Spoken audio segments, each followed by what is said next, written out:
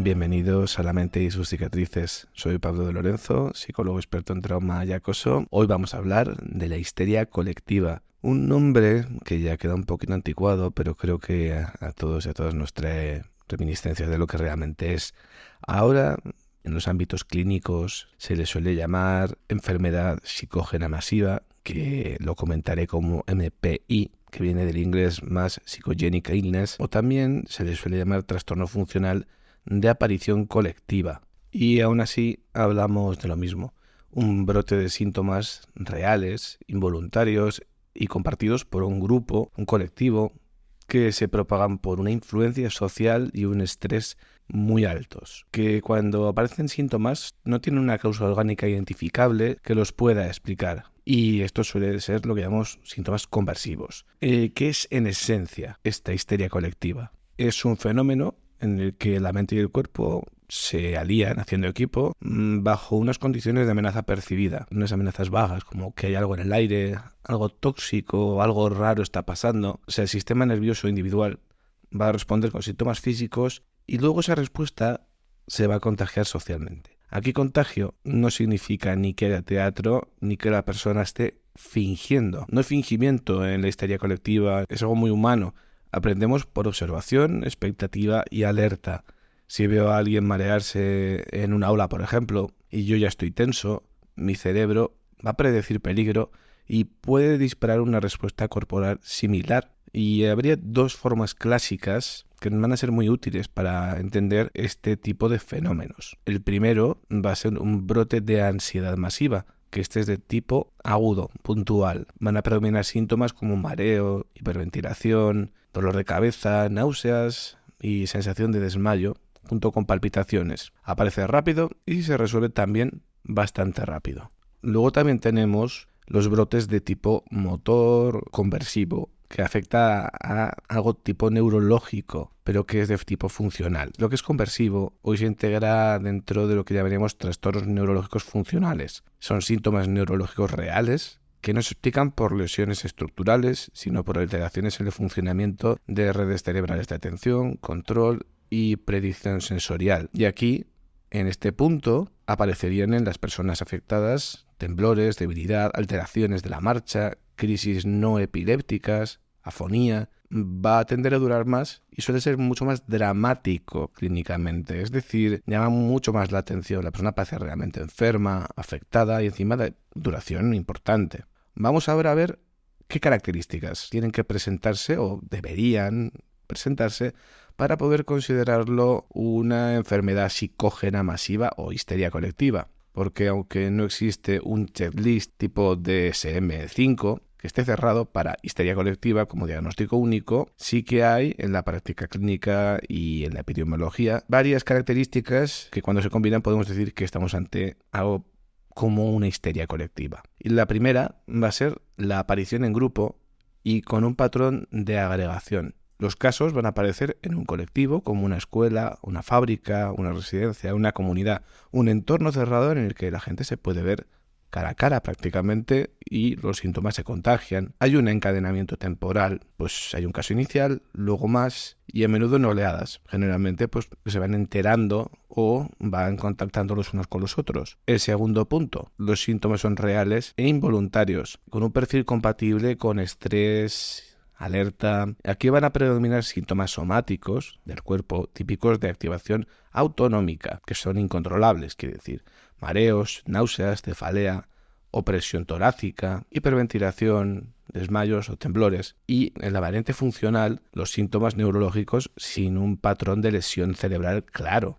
El tercer punto como característica, la ausencia de causa orgánica suficiente después de que se haya hecho una evaluación coherente y razonable. No se va a identificar un tóxico, una infección o causa médica que explique lo sucedido, o bien hay un disparador ambiguo, olores, rumores de contaminación, sin que haya un correlato objetivo que sea proporcional. Y aquí tenemos que tener una cautela importante. El que no se encuentre causa no significa que no exista. Lo entendemos como evidencia disponible. La explicación orgánica no sostiene el brote, por eso se exige una investigación médica prudente antes de etiquetar, que a veces sí que puede haber un disparador real, pero que no se haya evidenciado. El cuarto punto como característica es el contagio por comunicación y observación. La propagación va a seguir rutas sociales, proximidad, amistades, redes, medios. Es prácticamente un contagio, pero no como un virus, sino social. Suele aumentar con la atención pública, alarmismo, redes sociales y rumores. Y aquí hay una cosa muy interesante,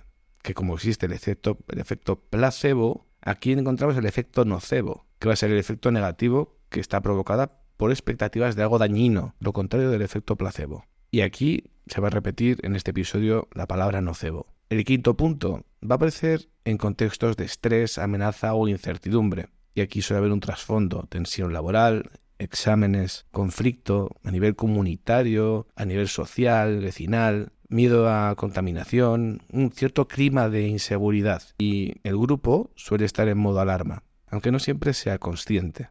El sexto punto tiene un curso típico. Suele haber inicio rápido y a menudo remisión al separar a las personas y bajar la alarma. Cuando se reduce el estímulo social, porque se separa al grupo, se les calma o se les da una información clara, el brote tiende a desinflarse solo. Curioso, ¿verdad? En brotes funcionales, los que hemos dicho que son más largos a nivel temporal y con síntomas casi neurológicos, que sean conversivos, puede haber persistencia en ciertos subgrupos, especialmente si se cronifica el miedo o la atención al propio síntoma. Y el séptimo y último punto que vamos a hablar como característica de la enfermedad psicógena masiva, el patrón epidemiológico peculiar. A diferencia de las infecciones, puede haber muchas sintomatologías sin hallazgos físicos consistentes. Pues, por ejemplo, si hubiese un brote de salmonelosis, se encontraría el foco, se encontraría la enfermedad en las personas. En este caso no. Va a haber predominio en ciertos subgrupos por dinámica social, no por biología, y la distribución que sigue redes y no tanto una exposición objetiva al evento. Y también, una vez vistas las características que no lo son,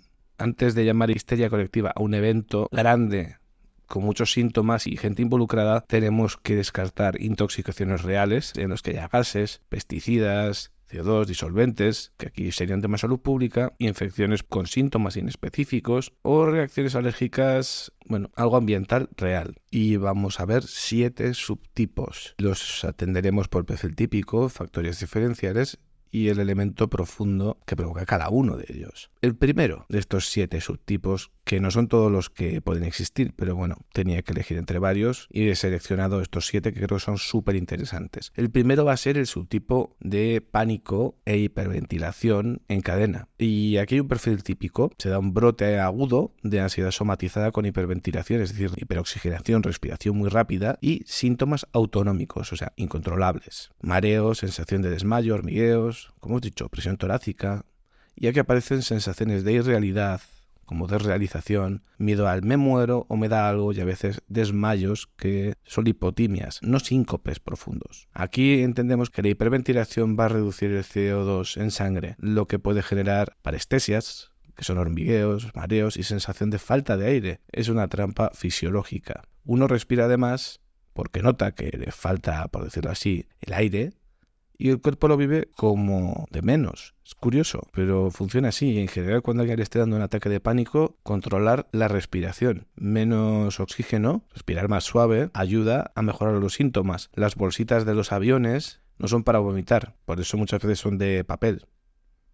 Ya he visto más de una vez que alguien ha echado ahí lo que no tiene que echar. Esas bolsas de papel son para respirar, para reciclar el aire y que el organismo se calme. Es como inducir una respiración profunda. Factores diferenciales en este subtipo de hiperventilación y pánico. El inicio es explosivo y se contagia por observación. Pues alguien vio ahogarse a la otra persona y de paso suele ser en ambientes cerrados, calor, aglomeraciones, exploraciones médicas normales. hay saturación, auscultación, todo normal.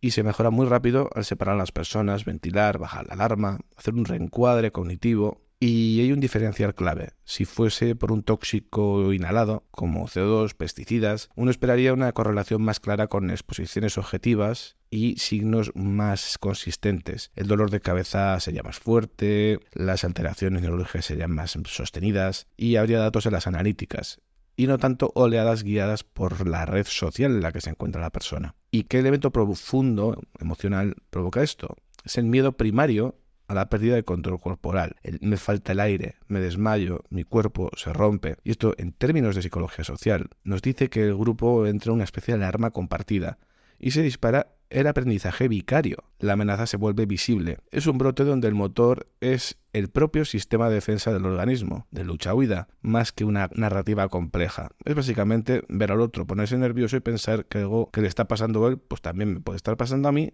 y empieza la misma mecha disparadora del ataque de pánico del otro, pero en mí. El siguiente subtipo va a ser: hay un olor amenazante, algo hay en el ambiente, lo que sería el nocebo ambiental. Como perfil típico, alguien percibe un olor o algo en el aire, que percibe como un gas, como un químico, como un perfume raro, humo, y aparecen síntomas tipo náuseas, dolor de cabeza, irritación de garganta, mareo, sensación de intoxicación. Y también, esto ya es muy subjetivo, sensación de aire pesado, como que quema, intoxicante. A veces ese olor es real, pero totalmente inocuo, y otras veces ni siquiera es percibible. Bueno, es percibible y es subjetivo para la persona, pero no es objetivable para alguien que no esté influenciado. Y claro, también recordar que es que el efecto nocebo no es imaginación, es la fisiología modulada por creencias de atención, y dentro del efecto nocebo no hay simulación, la persona no se lo está inventando. En este subtipo, por el olor o por algo ambiental, los factores diferenciales son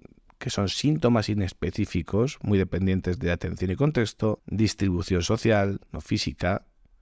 Hay más casos entre quienes escucharon el rumor o estuvieron cerca de la primera persona. También hay falta de patrón toxicológico, no hay un síndrome consistente, y suele haber reescaladas cuando se habla del tema o cuando llega la ambulancia. Paradójicamente, la señal de gravedad amplifica el brote. Y aquí hay una diferencia muy importante, que es que en la intoxicación real suele haber una coherencia clínica. Como os he dicho, relación dosis-respuesta y confirmación ambiental en mediciones. En este caso no. Y el elemento profundo va a ser el disgusto por el olor y el miedo a la contaminación. Y es una emoción muy arcaica. El cerebro trata la contaminación como una amenaza existencial. Socialmente, el olor es un objeto compartido que permite al grupo coordinar alarma. Es la forma más rápida de convertir incertidumbre en certeza. Huele raro, así que pasa algo. Bueno, tenemos de ejemplo que el gas en sí mismo no suele oler, por lo tanto se le añade ese olor a huevos podridos que lo hace detectable. Por lo tanto, es un pequeño problema a la gente que tiene anosmia y no detecta olores, pues las fugas de gas.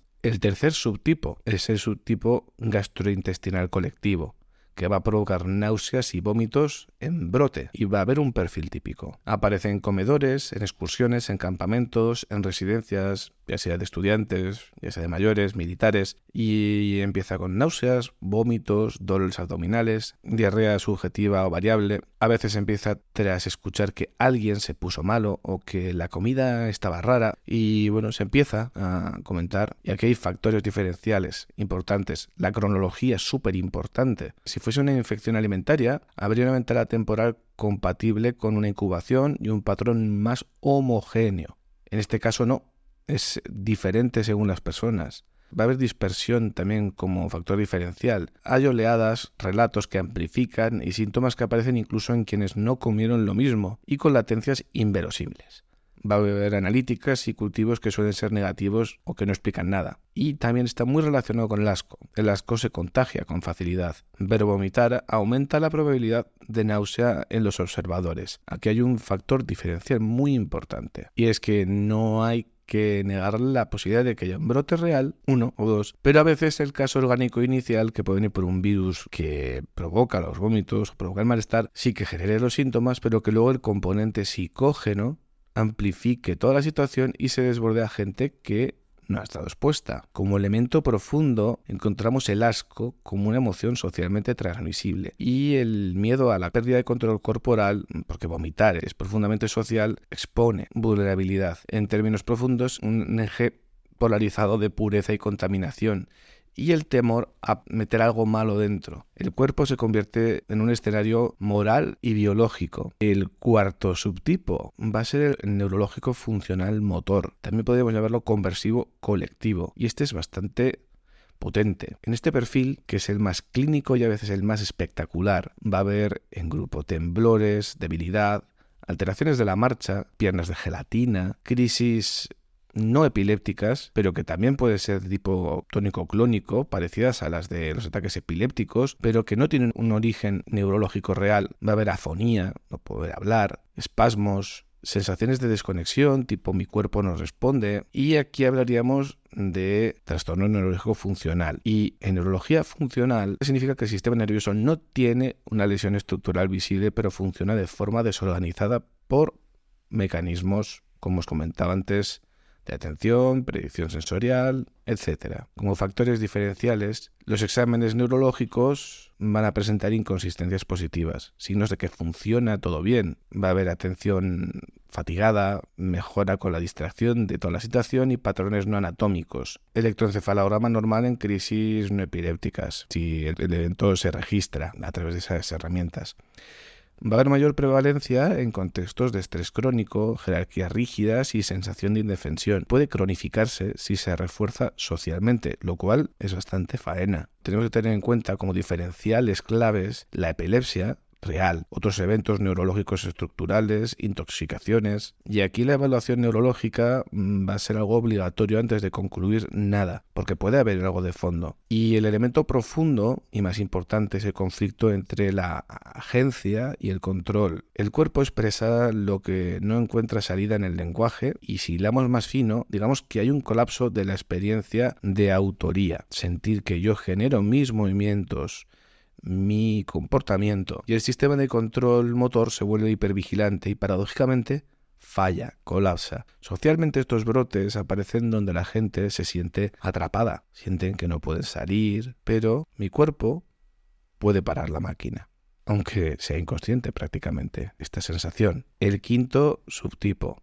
va a ser el de prurito dermatológico y parásitos imaginados en racimo. Curioso, ¿verdad? Pues bueno, tiene un perfil típico. Van a aparecer picores intensos, sensación de bichitos, irritaciones cutáneas, seguido de rascados, lesiones por escoriación, que es básicamente, pues al rascarse se van haciendo heridas. Y a veces el sentir que hay algo en la ropa, en la cama, en el aire. Aquí no la ha pasado nunca, que puedes estar en un hotel, sentir, ostras, aquí hay una araña, aquí hay un bicho, aquí hay algo. Se puede tirar un rato buscándolo, al final no encuentra nada y bueno, pues eso, contagiado socialmente. Por ello, en los grupos en los que esto sucede, suele aparecer con frases como nos pica a todos, son chinches, son ácaros o incluso sin que haya ninguna evidencia. Sin más, ves a otros rascarse, ves a otros preocupados, un comentario y ya empieza a dispararse. Como factores diferenciales de los demás subtipos, va a haber exploraciones dermatológicas sin que se encuentre infestación que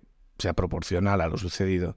Va a haber una distribución social, convivientes, compañeros, pero no necesariamente compatibles con la biología del parásito. Aumenta con conversaciones, inspecciones compulsivas, limpieza compulsiva y si hubiese una infestación real, se encuentran rastros objetivos y patrón ambiental. Tenemos que diferenciarlo a nivel importante con infestaciones reales, dermatitis alérgicas, escabiosis, urticaria, y que hace falta evaluarlo de forma médica y ambiental antes de atribuirlo a una enfermedad psicógena masiva. Aquí el elemento profundo va a ser el asco y la invasión de límites corporales, algo que nos provoca una reacción bastante profunda, ¿verdad? La idea de que algo nos colonice por dentro o por la piel activa miedos muy primarios.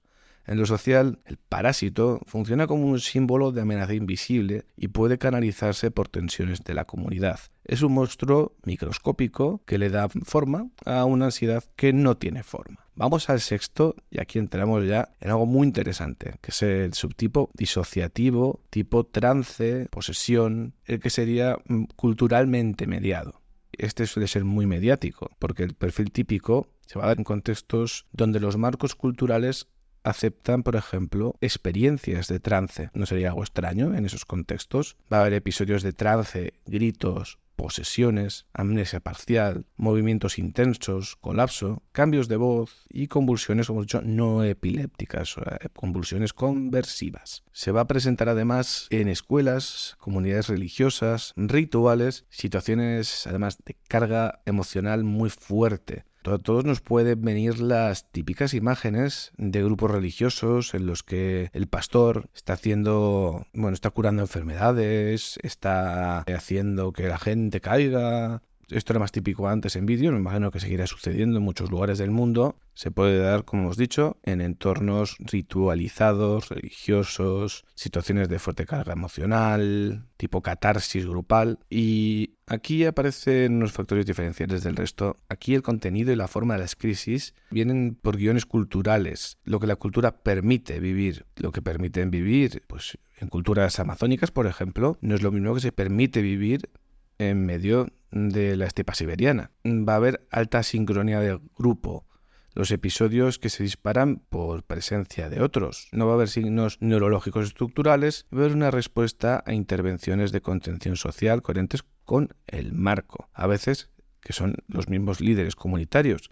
Es decir, que si de repente todo el mundo está convulsionando o teniendo sensaciones raras, el propio líder puede frenarlas de golpe. Y tenemos de todas formas que diferenciar o hacer un diferencial con la epilepsia, intoxicaciones por sustancias, psicosis y, cuidado, que haya disociación no excluye patología orgánica, pero la pauta del guión cultural suele ser muy orientativa. El elemento profundo que se da aquí es que hay un conflicto social y emocional que necesita un lenguaje permitido. Esta posesión puede funcionar como un vehículo para expresar angustia sin que haya culpa individual, una forma de protesta indirecta en sistemas bastante jerarquizados y la canalización de trauma o tensiones interpersonales que en lo profundo esta disociación es una solución del organismo cuando la confrontación directa es imposible, cuando no puedes decirle a tu jefe o a los líderes o a tus compañeros lo que realmente piensas. Es una forma de descargar tensión y que paradójicamente funciona. Ahora vamos al séptimo y último subtipo, aparte de qué trasciende detrás de todos estos subtipos. El séptimo subtipo va a ser el que está mediado por redes y como un síndrome de identidad sintomática por contagio digital. Esto es muy nuevo. Aquí el perfil típico es que van a ser fenómenos recientes. Obviamente estamos en el siglo XXI, estamos conectados por redes, no va a ser exclusivo de redes sociales, de internet, pero está potenciado. Y va a aparecer en racimos de tics funcionales tipo Tourette, crisis disociativas, síntomas misteriosos. Va a haber imitación parcial de patrones que se ven en vídeos. Va a haber también una alta carga de autovigilancia somática y comunidades que refuerzan la propia narrativa de lo que está pasando. Es decir, una cámara de eco y encima observación excesiva hacia cómo uno está sintiendo su cuerpo. Esto no implica mala fe, es mucho más sutil. Aquí hay aprendizaje social, una atención excesiva hacia uno mismo y hacia también el grupo, expectativas y sentimiento de pertenencia, aunque uno no sepa que pertenece a un grupo por presentar los mismos síntomas. Miremos qué paradójico es. Como factores diferenciales del resto de subtipos, encontramos un inicio brusco, patrones atípicos para un Tourette clásico. Pues por ejemplo, los tics van a ser complejos de inicio repentino. Va a haber variabilidad con un contexto social y exposición mediática y aparece junto con ansiedad, disociación, estrés, problemas de regulación emocional. También mejora cuando disminuye la exposición a ese tema, se trabaja la regulación y se reduce el refuerzo atencional hacia esos problemas. Aquí tenemos que tener un factor diferencial médico clave, con el Tourette genuino, con los trastornos del movimiento, con la epilepsia, con trastornos psiquiátricos primarios. Aquí la evaluación experta va a ser esencial antes de hablar de histeria colectiva en su tipo redes sociales. El elemento profundo aquí va a ser la búsqueda de significado y pertenencia en un ecosistema en el que va a haber una gran incertidumbre. En psicología social, el síntoma puede volverse una identidad compartida, no porque uno lo invente, ni se invente en grupo, sino porque va a proporcionar a ese grupúsculo una explicación, una comunidad que aporta una pertenencia y un guión de experiencia. Ah, claro, es que así se siente esto. Y a nivel muy profundo, es el intento de regular el caos interno con una narrativa reconocible y socialmente válida porque es compartida por un grupo.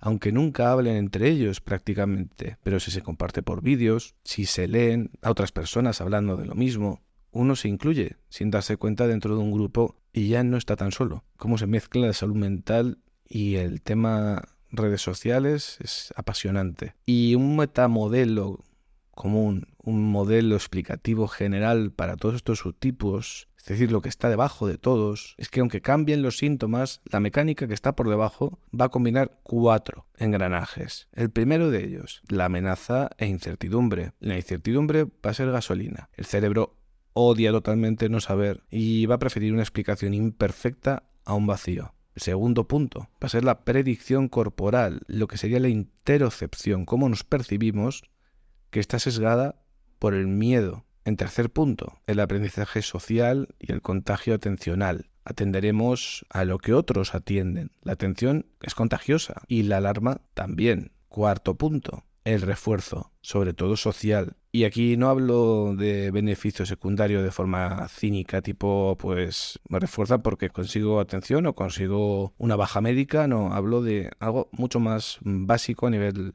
humano.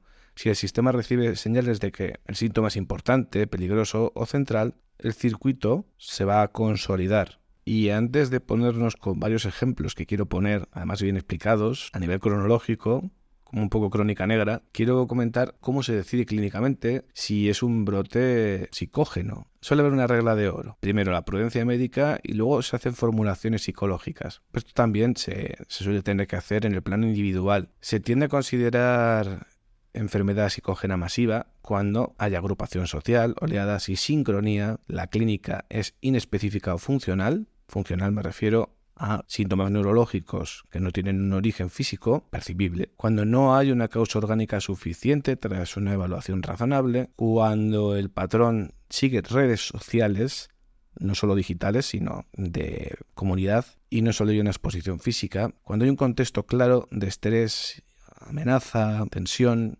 y evoluciona mucho con contención, separación e información clara. Tenemos también además que ser un poco delicados porque el término histeria suele empeorar las cosas. Aquí en este episodio estoy hablando de histeria colectiva, pues porque es algo que a todos nos suena, pero se ha perdido el uso a nivel médico real. En petit comité se puede hablar de eso, pero decirle a alguien esto es histeria, es como si le estuvieses diciendo que se lo están inventando. Y eso les va a generar indignación, lo cual sube la activación, van a luchar por la credibilidad, se van a incluso enfadar contigo, lo cual es comprensible, y va a haber más vigilancia del síntoma. Como resultado tenemos lo que sería iatrogenia social, es decir, el sistema ayuda a cronificar el problema sin querer, al intentar encasillarlo en lo que puede estar siendo realmente, que es una enfermedad psicógena masiva, puede hacer que se refuercen los síntomas. Y la comunicación clínica eficaz suele ser: tranquilos, los síntomas son reales, no vemos evidencia que haya un tóxico o infección que lo explique, el estrés y la alarma pueden producir exactamente esto. También se puede comunicar como vamos a aplicar medidas que ayuden: aire, separación, hidratación, ritmo respiratorio, información consistente. Todo esto ayuda a dar realismo y que pues, los elementos que lo hacen un contagio psicógeno pierdan fuerza. Pero decirle directamente a alguien esto te está pasando porque eres muy crédulo o porque se te ha contagiado a nivel psicológico, le puede poner hasta de mala leche contigo. Es algo comprensible.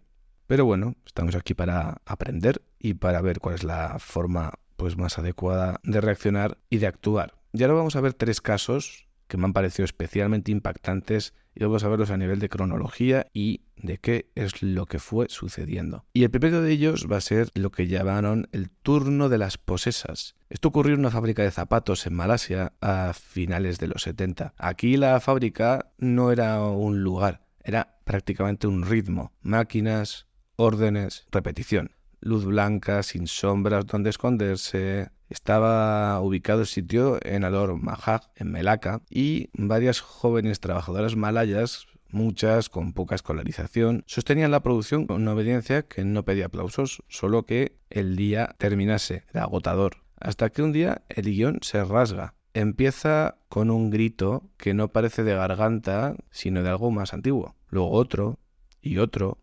Aparecen convulsiones, pérdida de conocimiento, conductas agresivas, casi como zombies de 28 días después, escenas que el entorno nombra con la palabra que tiene más a mano, posesión. En un episodio, unas 30 trabajadoras ganan el fenómeno a la vez y el resultado no es poético. La cadena se detiene. La fábrica llega a cerrar 2 semanas y la dirección, lejos de castigar, acepta la lectura local de enfermedad involuntaria y llaman a curanderos tradicionales, llamados bomo, para exorcizar a los espíritus. No funciona y el patrón vuelve. ¿Y qué lo hace un MPI y no teatro? Pues el texto etnográfico que lo explicaba era muy explícito. No se vivía como un engaño consciente, sino como algo real e involuntario para las personas que estaban participando en ello y los observadores. Encaja con lo descrito en enfermedades psicógenas masivas a nivel organizacional, entornos cerrados, roles rígidos, estrés crónico y vías de escape muy limitadas.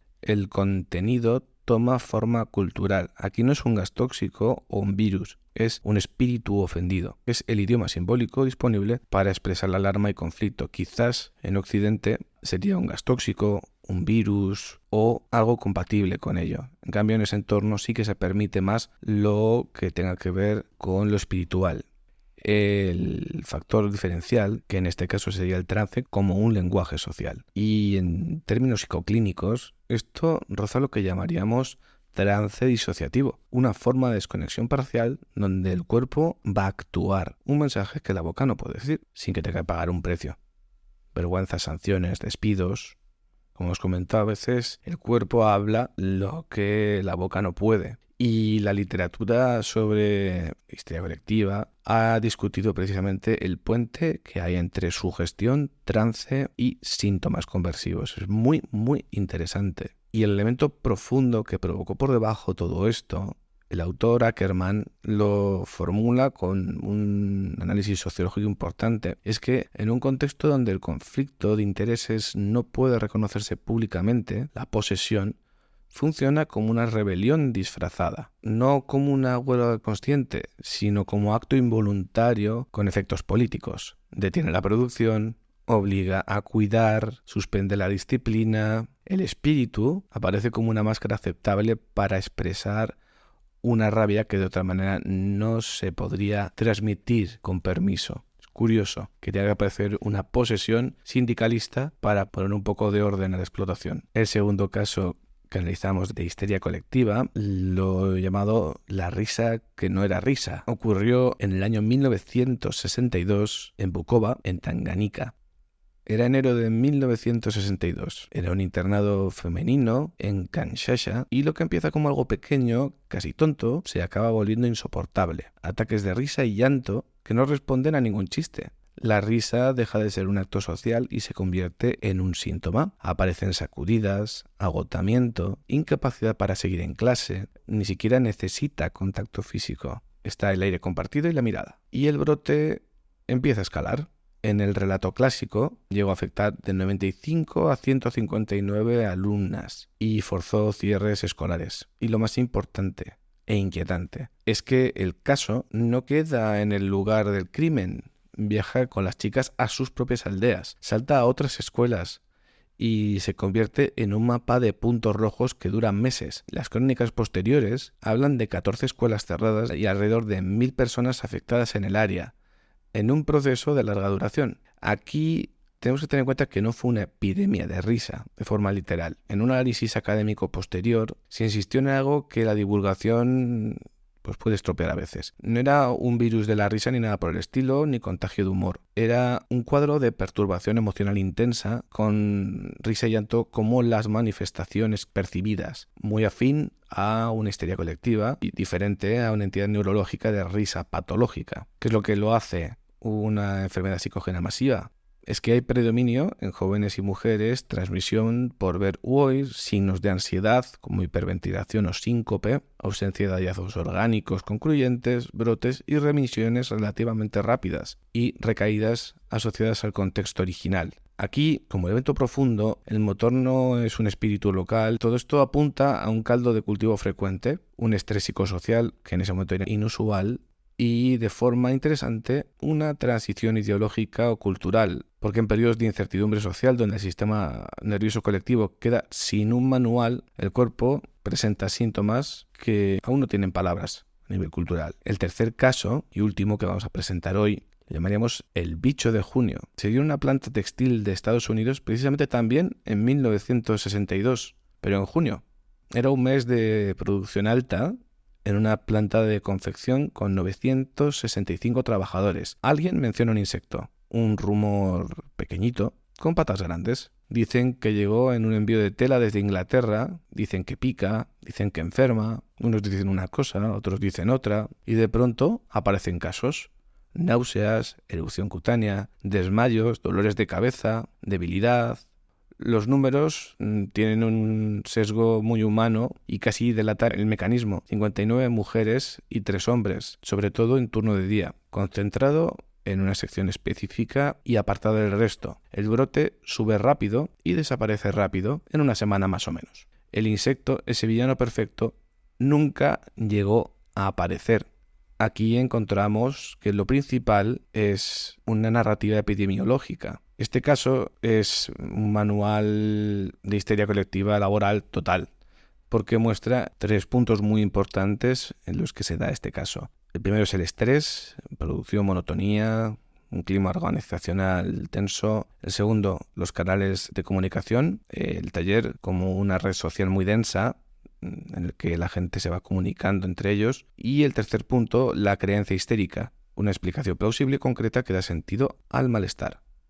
Y un evento precipitante que vuelve la amenaza inmediata. El elemento profundo en este caso es que no es en sí un insecto, sino una necesidad de causalidad. Cuando un grupo vive tensión sostenida y aparece un síntoma ambiguo, como el cerebro detecta el vacío explicativo, ese rumor de que hay algo que señalar, algo real, pues se convierte en un objeto al que temer, que encima no se ve, que es muy pequeñito, y el cuerpo hace el resto, como hemos mencionado en los subtipos. Esto es efecto nocebo y el cuerpo hace el resto, efecto nocebo en estado puro. Y hasta aquí llega el episodio de hoy. Recordaros que tenéis el correo electrónico lamenteisusticatrices@gmail.com para cualquier duda o curiosidad, sugerencia de tema. El 9 de marzo de 2026 se estrenó el libro La mente y sus cicatrices por la editorial Obelisco. Echadle un ojo, quizás os guste. Es una compilación de episodios de forma narrativa para poder leer tranquilamente,